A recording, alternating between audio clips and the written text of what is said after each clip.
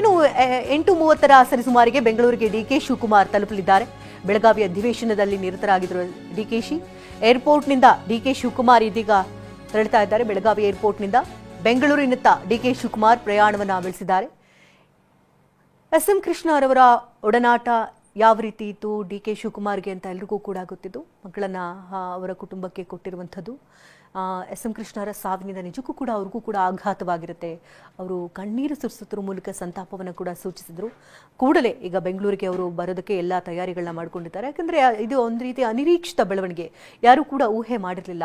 ಇನ್ನೇನು ಆರೋಗ್ಯದಲ್ಲಿ ಚೇತರಿಕೆ ಕಾಣ್ತಾ ಇದ್ದಾರೆ, ಎಲ್ಲವೂ ಕೂಡ ಸುಗಮ ಹಾದಿಯಲ್ಲಿ ತೆರಳುತ್ತಾ ಇದೆ ಇರುವಂತಹ ಸಂದರ್ಭದಲ್ಲಿ ರಾಜಕೀಯ ವಲಯಕ್ಕೆ ತುಂಬಲಾರದಂತಹ ನಷ್ಟ, ಒಂದು ರೀತಿ ಬ್ಲ್ಯಾಕ್ ಡೇ ಅಂತಾರಲ್ಲ, ಆ ರೀತಿಯಲ್ಲಿ ಭಾಸವಾಗ್ತಾ ಇದೆ. ಡಿಕೆ ಶಿವಕುಮಾರ್ ಇದೀಗ ಬೆಂಗಳೂರಿನಿಂದ ಪಯಣವನ್ನು ಬೆಳೆಸಿದ್ದಾರೆ. ವಿಮಾನದ ಮೂಲಕವಾಗಿ ಬೆಳಗಾವಿ ಏರ್ಪೋರ್ಟ್ನಿಂದ ಈಗಾಗಲೇ ತೆರಳಿದ್ದಾರೆ. ಇನ್ನು ಇದು ಎಸ್.ಎಂ. ಕೃಷ್ಣರವರ ಮನೆಯ ಒಳಭಾಗದ ದೃಶ್ಯಗಳನ್ನ ನೋಡ್ತಾ ಇದ್ದೀರಿ. ಆಪ್ತೇಷ್ಟರು